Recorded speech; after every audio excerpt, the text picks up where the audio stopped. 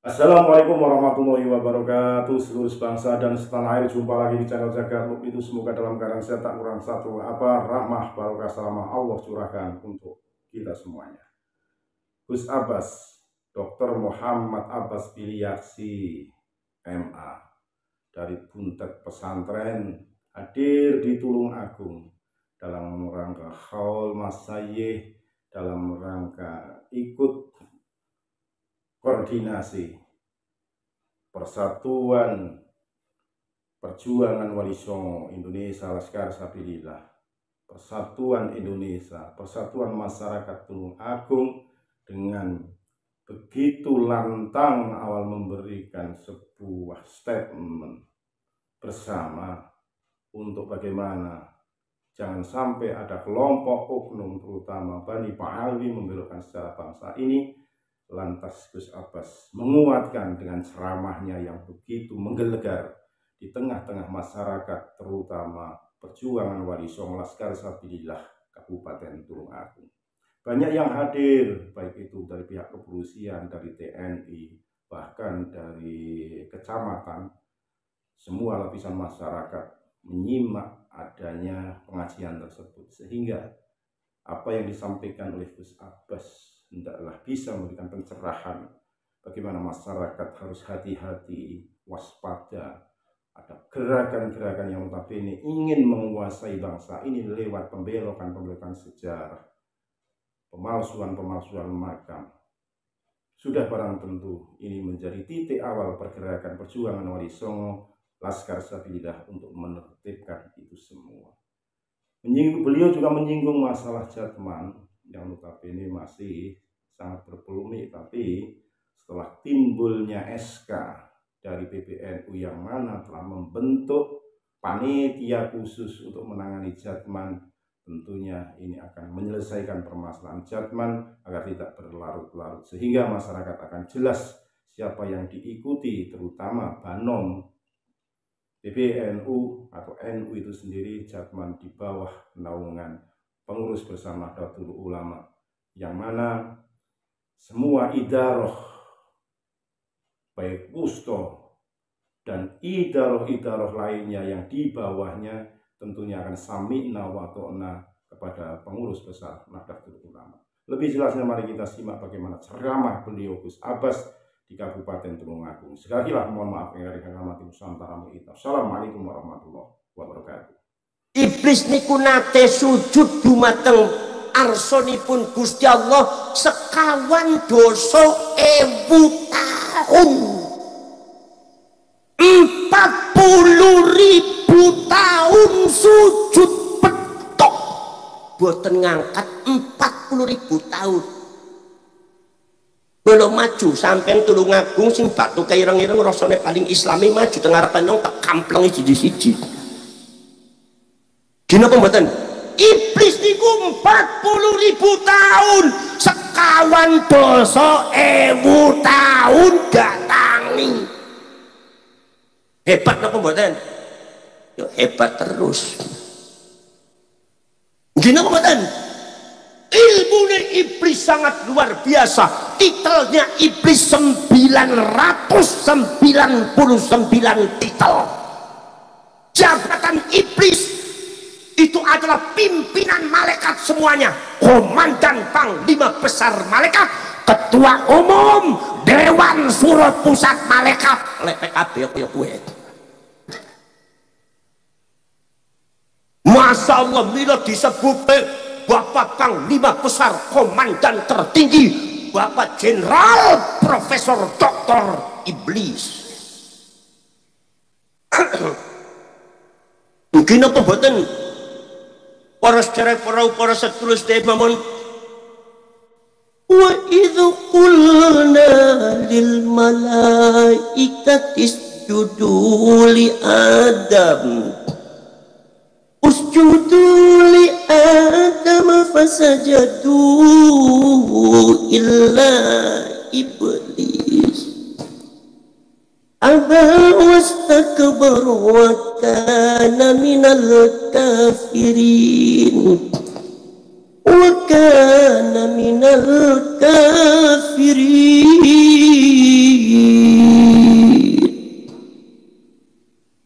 saudara saya gak serak kayak nek kula niku terlambat maemeng nggih kaya niki. Ya. Rada serak iki. Pas ning salah kembang serak. Telat maem nggih jelas.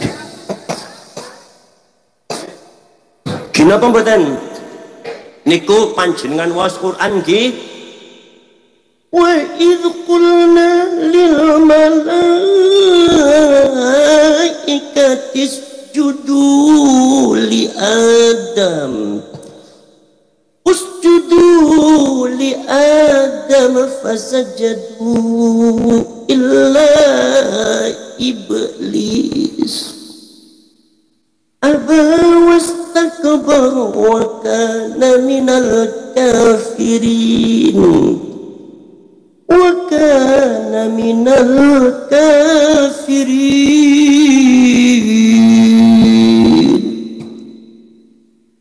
Iblis dipanggil oleh Allah Subhanahu wa ta'ala, ya iblis, kita paduka siap kami laksanakan.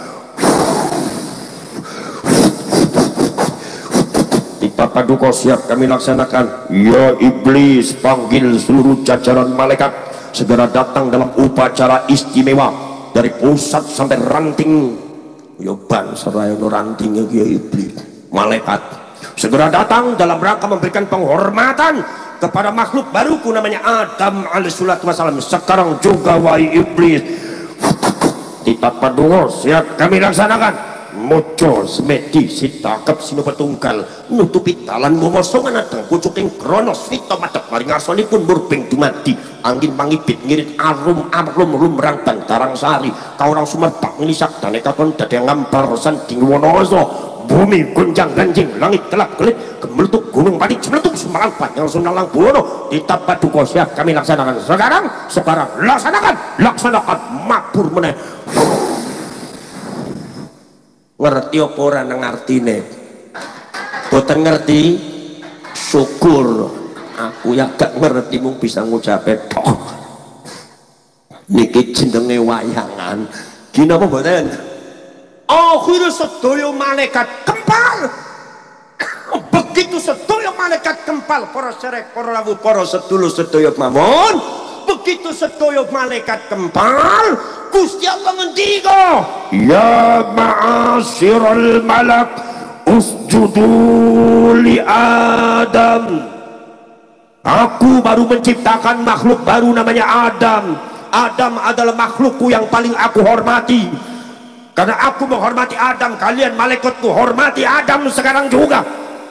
Sujud di sini bukan sujud ubudiyah menyembah batu nempel tuh arsone Gusti Allah ora, tetapi sujud teng mriki bil inhinai kelawan merkungkungaken awake tok ngormati Nabi Adam. Maka sedaya ngormati Nabi Adam. Malaikat Jibril ana nang turaman Nabi Adam ana sallallahu alaihi wasallam. Malaikat Ridwan, Bapak Jenderal Ridwan, Kepala Staf Angkatan Darat Swarga malaikat. Ya, Bapak Malaikat Malik, Komandan Panglima Besar Angkatan Persenjataan Neraka malaikat. Sedaya malaikat maringi hormat dumateng Nabi Adam illa iblis, kecuali iblis. Justru komandane gak gelem, justru ketuane gak gelem, justru kiyaine gak gelem. Mila lek jaman saiki ning masalah nasab sing ngeyel niku ketuane kiyaine maklum. Niki critane pun wonten kali jaman semien Pak. Biasanya sing ngeyel ku sing ngrasa ilmune dhuwur kowe tok kampleng siji-siji. Kenapa mboten? Rada masuk angin iki ya. Di panitia harus bertanggung jawab tuh. Kenapa mboten? Lha iki para sedherek para sulur. Nah, iblis gak gelem ngormati Nabi Adam. Begitu gak gelem ngormati Nabi Adam para sulur, Allah marah. Ya iblis, ma mana'aka Allah tasjuda id amartu. Apa? Sing ngalang-alangi kowe Watu-watu kowe. Diperintah ning aku. Hormati Adam kowe gelem nglakoni iblis. Apa yang menghalang-halangi kamu ketika aku memerintahkan kamu menghormati Adam? Kamu tidak mau melakukan. Iblis jawab dengan ngendika, iblis sombong didukoni teng Gusti Allah malah cengenges. Didukoni ning Gusti Allah malah cengenges. Mila lek ana ning salah kembang lo tiang didukoni marang kiyaine cengengesan berarti mirip iblis. Gina mboten? Akhirnya para sedulur sedaya mawon ngendika terus iblis, qala ana khairum minhu khalaqtani min nar khalaqtani min nari wa khalaqtahu min tin. Nuku kipas anginnya di ovakan mawon. Gak dipai mau disemprot angin. Ya masuk angin aku gitu. Piye iki panitia ki ya. Wong salah kembang iki. Tapi aku maklum ini mantan muhibine kaya iki. Ning kiai pribumi ya lok sentimen, sok sentimen. Para cerek para sedulur. Lagi para sedulur, akhirnya iblis mengaku dirinya lebih hebat daripada Nabi Adam, lebih alim daripada Nabi Adam. Maka Allah langsung bertindak, wa 'allama Adamal asma'a kullaha. Gusti Allah ngajari Nabi Adam al asma'a, konsep dasar-dasar keilmuan. Niki sing dados mahallus syahidipun napa? Kullaha, sekabehane ilmu.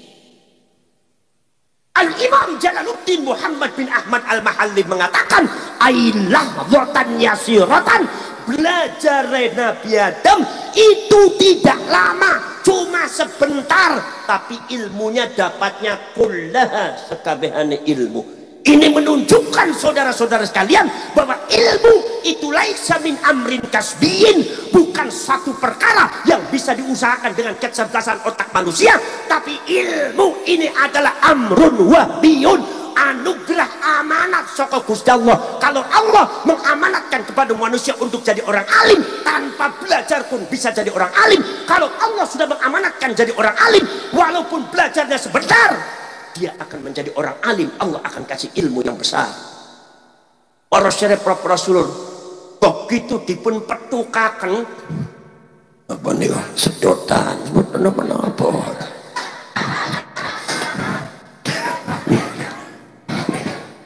Ono wong ngelih dikei sedotan. Kau apa sabar, jadi KNU sabar ya Buya. Pokok aku mulai tekan ning omah niku jelas aku nu gak kaumanan manganan ya jelas ngono. Ya kene ku kiai niku biasanya kados ngotennya, yang namanya kiai ini tuh biasanya kayak gini ya harus sabar.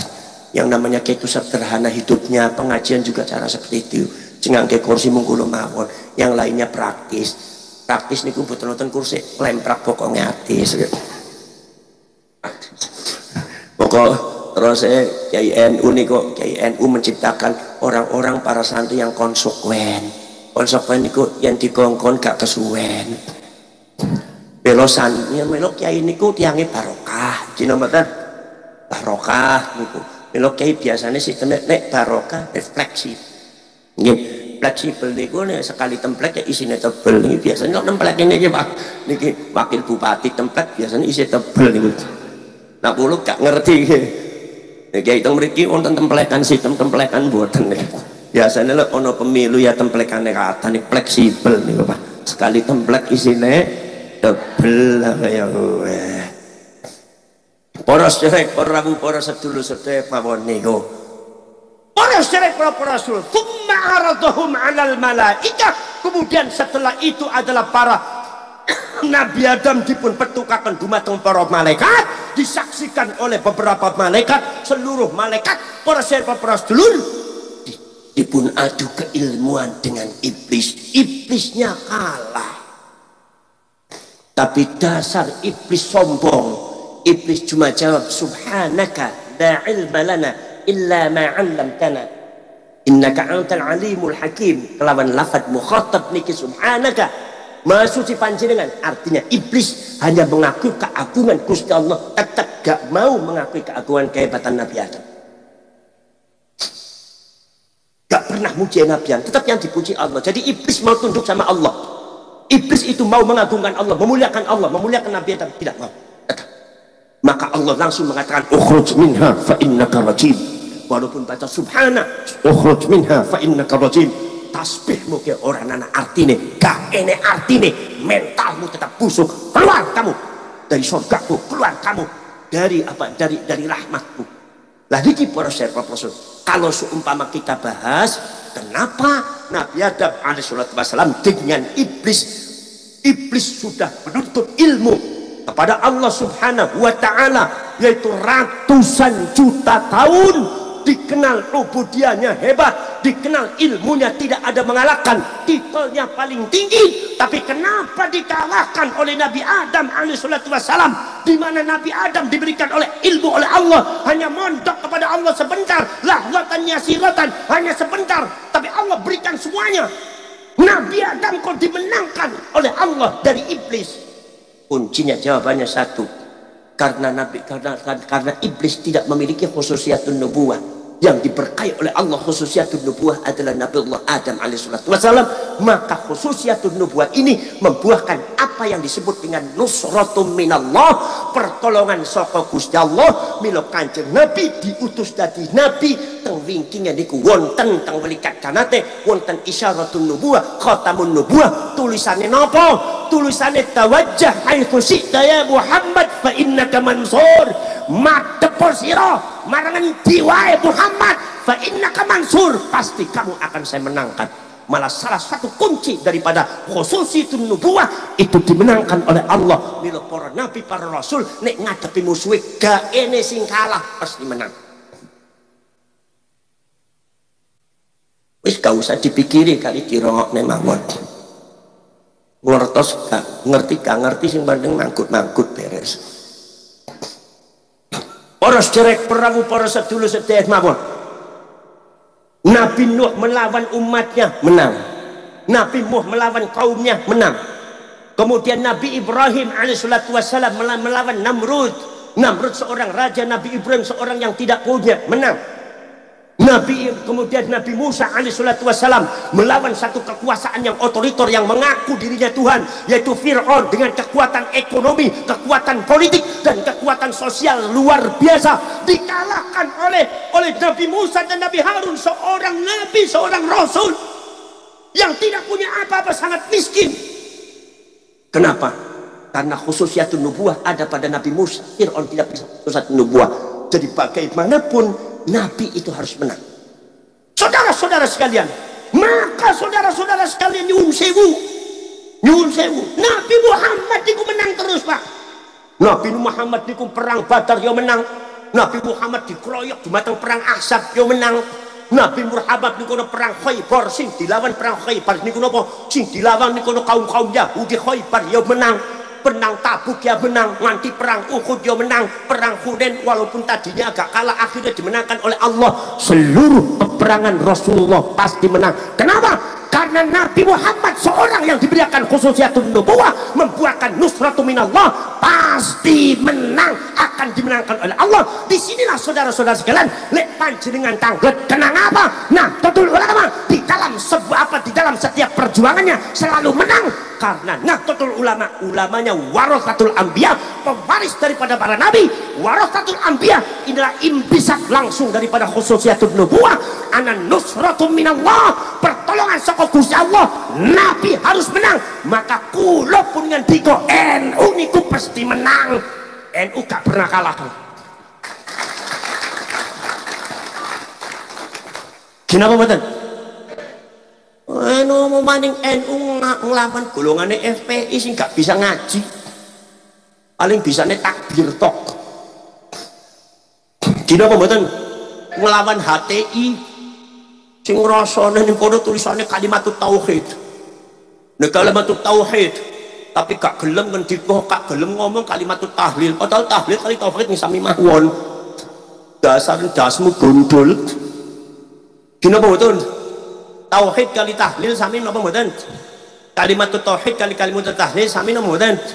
Iya, tapi nah hati ini rumahnya kalimatut tauhid gak gelem kalimatut tahlil sepripun iku otake Pak. Kinapa mboten? Nahdlatul Ulama niki nglawan sekutu teng Surabaya sing menang sekutu napa elu? Masya Allah Pak, kalau dilihat dari logika persis zaman Kanjeng Nabi, perang Badar perang yang tidak seimbang. Zamanipun Kanjeng Nabi perang Badar ada 3.000 orang itu musuhnya, sementara zamane nopo namanya para sulur nopo wonten 30.000 orang, sedangkan Kanjeng Nabi paling wonten 3.000 Pak. Dan itu pasukannya semuanya tidak bawa senjata kecuali sedikit. Yang membawa panah paling cuma 40 orang. Yang membawa tombak paling berapa orang, yang pakai kuda paling 12-17 orang. Mereka semua 30.000 orang itu subhanallah senjatanya lengkap. Tapi sing dimenangaken dumateng Gusti Allah sinten? Kanjeng bapak tuane sampean, bapak tua sampean diperintah dumateng Basim As'ari kali Mbak Abbas nglawan gak tanggung-tanggung, disuruh nglawan sekutu, nglawan Londo pesak repotan dewek Pak. Ngelawan Jepang repot, ngelawan Portugis repot, ngelawan sekutu. Basim As'ari mengatakan, ya ayuhan nahdiyun wal nahdiyat wal indonesiat wal muslimun wal muslimat, infiru khifafan wa thiqalan wa jahidu bi amwalikum wa anfusikum fi sabilillah. Sangtut tali wong tuh sing kalungan baju rapatkan barisan ijo royo-royo di bawah bendera sang saka merah putih, di bawah bendera Nahdlatul Ulama, panci para ulama, bergerak kalian bela negara. Sekarang sekutu sudah terkonsentrasi ada di Surabaya. Sekarang kita lawan mereka semua dengan senjata apa adanya, semuanya bangkit wahai orang Indonesia. Subhanallah, diapresiasi seluruh rakyat Indonesia, walaupun pada waktu itu yang diwajibkan hanya 85 km dari Surabaya. Saking Cirebon langsung nikuna dugi sapa Mbak Abbas langsung ngake kudane. Kenapa mboten? Napa malah itu Mbak Abbas ngendika Bung Karno, Bung Tomo, Pak Dirman, ojo macem-macem, jangan dulu bergerak sebelum singa dari Cirebon datang. Mbak Abbas muter pesantren. Begitu teko, subhanallah semuanya siap, begitu siap niku dilawan. Bapak tuane sampean niku putu. Masya Allah Pak, ada yang berangkatnya pakai kereta, ada yang berangkatnya pakai pedati, ada yang berangkatnya pakai kuda. Jalan belum sehalus ini, keadaan belum seenak ini. Nih bapak tuane sampean baris ning kono, siapa? Bapak maju jalan.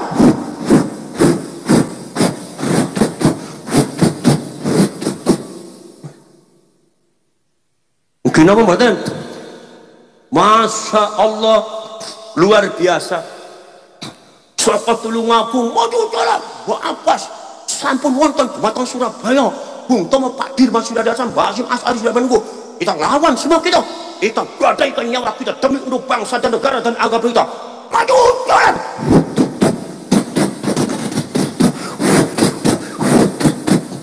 Padahal sanguwe napa Pak? Dikei sangu napa mboten? Mboten. Senjata napa wonten mboten? Niku sekutune senjata masalah pesawate. Bom. Pedil. Nek gak ditembak mripatmu merem terus. Dinapa mboten? Sangune napa?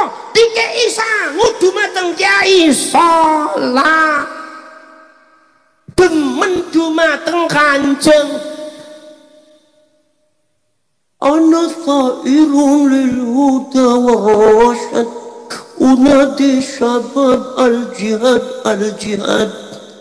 أبيد الخنا والهوى والفساد وأمضي إلى الله من دون زاد سوى تقوى ربي ليوم المعاد سوى تقوى ربي ليوم المعاد.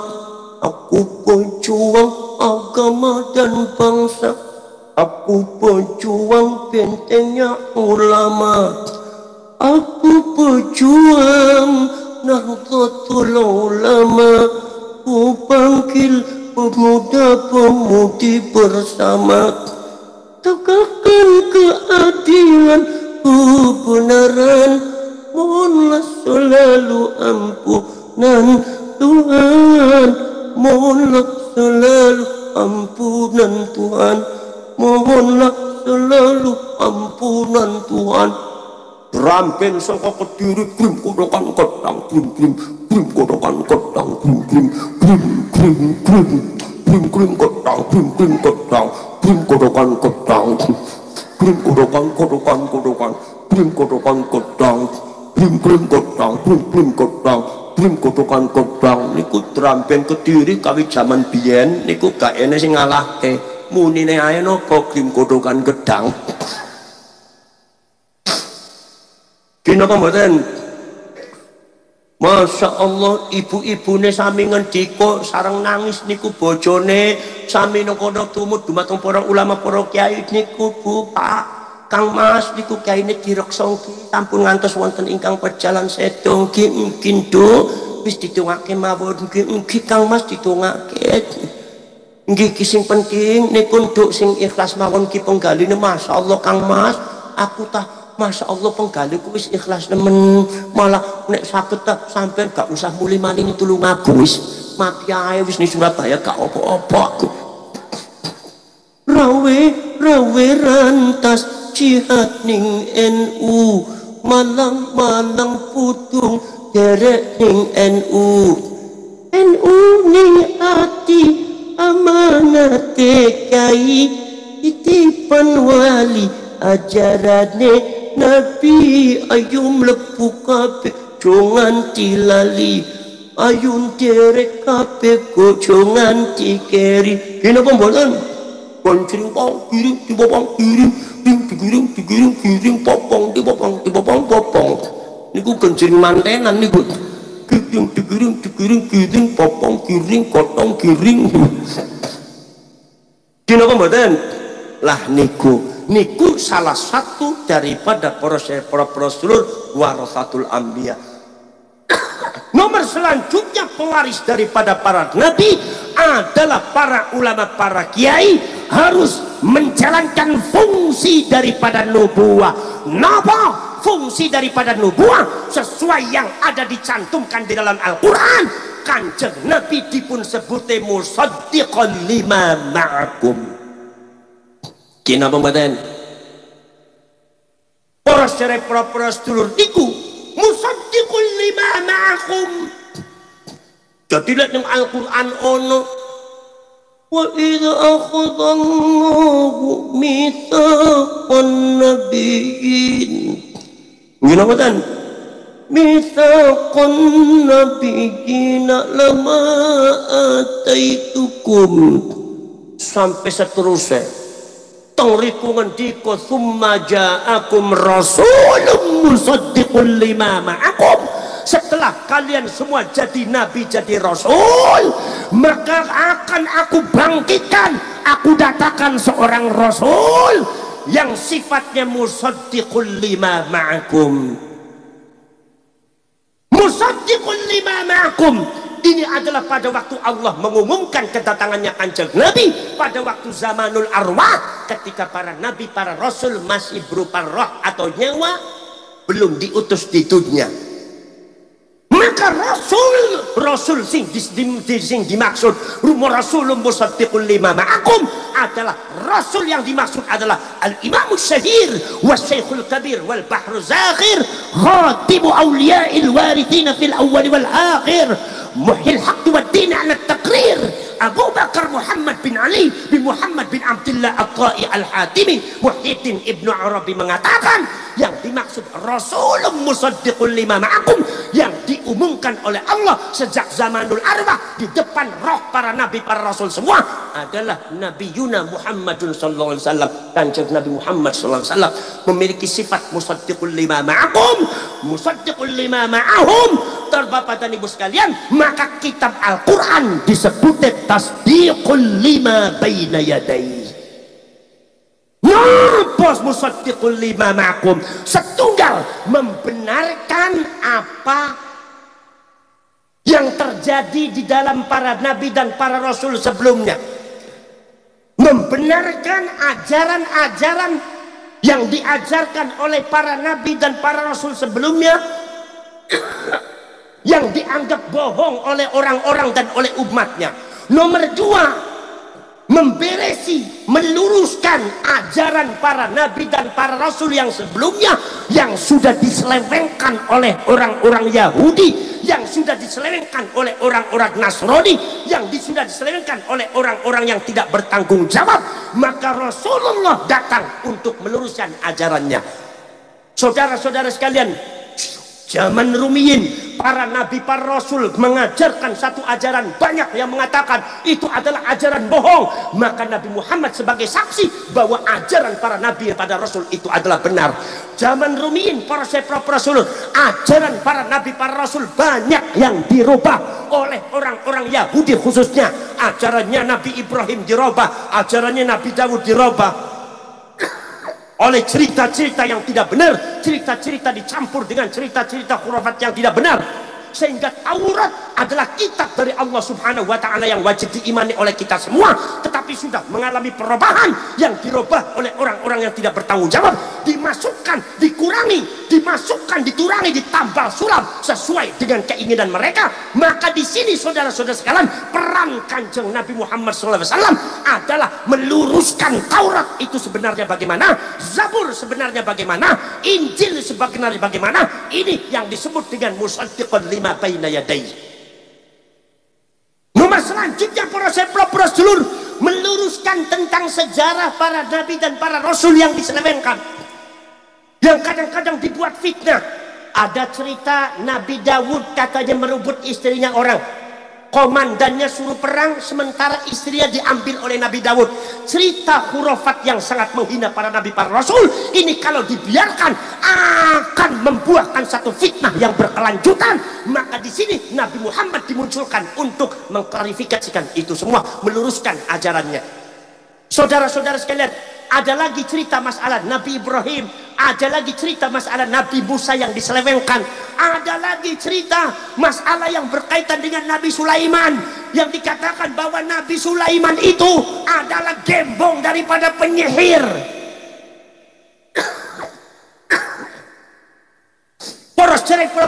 Kenapa sebabnya? Sebabnya saudara-saudara sekalian, kebesaran Nabi Sulaiman sangat luar biasa. Minal insi wal jin wasyaiton, tunduk sedaya niku Pak. Maka ketika Nabi Sulaiman itu meninggal, maka iblis menampilkan dirinya sebagai manusia, seorang tua yang seolah-olah dia adalah bijaksana. Itu bicara kepada Banu Israel, bicara kepada umat, ya ma'asyiran nas, wahai manusia semuanya, kamu tahu apa sebabnya Sulaiman ini memiliki kerajaan yang sangat luar biasa? Apa sebabnya Sulaiman ini memiliki kerajaan yang sangat luar biasa? Akhirnya umatnya mengatakan, kami tidak tahu. Apa sebabnya? Rahasianya apa? Kata iblis mengatakan, kalian harus tahu. Kalian baru apa? Kalian harus tahu apa rahasianya. Kalau kalian kepengen tahu apa rahasia kehebatan Sulaiman, istakhriju ma tahta kursi Sulaiman. Bongkar sesuatu yang ada di bawah kursinya Nabi Sulaiman. Begitu dibongkar, ternyata diketuk, digali, ternyata ada bukunya. Sebetulnya buku itu adalah dipendam sendiri oleh iblis dan setan di bawah kursinya Nabi Sulaiman. Iblis yang membuat rekayasa dan iblis setan juga yang memfitnah Nabi Sulaiman. Ini yang disebut mungkin playing victim ya. Ini banyak zaman sekarang, membuat sendiri fitnah dulu, setelah fitnah kemudian apa yang membuat fitnah ya dia, yang membuat rekayasa dia. Ini saudara-saudara sekalian, begitu dibongkar, subhanallah, ada bukunya. Bukunya isinya sihir. Padahal itu buku dimasukkan oleh iblis. Apa kata manusia? Semuanya terfitnah semuanya. Ya Sulaiman, innama mulkuka bihadza ya Sulaiman. Ternyata kehebatan kerajaanmu rahasianya terletak dari ini ya Sulaiman, maksudnya sihir. Maka akhirnya Nabi Sulaiman diklaim sebagai gembong penyihir ratusan tahun, kawit zaman Nabi Sulaiman ke zaman Nabi Sulaiman, ngantos zaman itu Nabi Isa. Kalian tahu, ketika Allah belum mengklarifikasi zamannya Nabi Muhammad SAW, Nabi Muhammad itu menyebutkan nama Nabi Sulaiman. Ketika Nabi Muhammad menyebutkan Nabi dan Rasul yang wajib diimani, Nabi Adam, Nabi Nuh, Nabi Dawud, termasuk Nabi Musa, Nabi Isa, Nabi Idris, Nabi Ishak, Nabi Ibrahim, Nabi Ismail. Begitu Nabi Muhammad menyebutkan Nabi Sulaiman, maka orang Yahudi berteriak, Muhammad tukang sihir, karena Muhammad mencantumkan Sulaiman sebagai seorang nabi dan rasul yang wajib diimani. Sulaiman adalah gembong penyihir, maka Muhammad adalah penyihir. Sihirnya Muhammad dari Sulaiman. Ternyata fitnah itu berlarut-larut sampai zamannya Kanjeng Nabi Muhammad. Maka diklarifikasikan di dalam Al-Quran, wa ma kafara Sulaiman walakinna syayatina kafaru yu'allimuna an-nasa sihir. Dibuka-bongkar oleh Allah, sebetulnya bukan Sulaiman yang gembong penyihir yang mengajari sihir, tapi justru setan dan iblis ini. Aku bongkar semuanya wahai manusia. Iblis yang memasukkan buku sihir di bawah kursi Nabi Sulaiman untuk menfitnah kalian semua, dibongkar oleh Allah Subhanahu wa Ta'ala melalui Al-Quran, dibangkan oleh Kanjeng Nabi Muhammad SAW. Ajaran Kanjeng Nabi, termasuk nama baiknya para nabi, diluruskan oleh Nabi Muhammad. Ini adalah tugas daripada para nabi. Termasuk tugas daripada para nabi adalah meluruskan nasabnya nabi.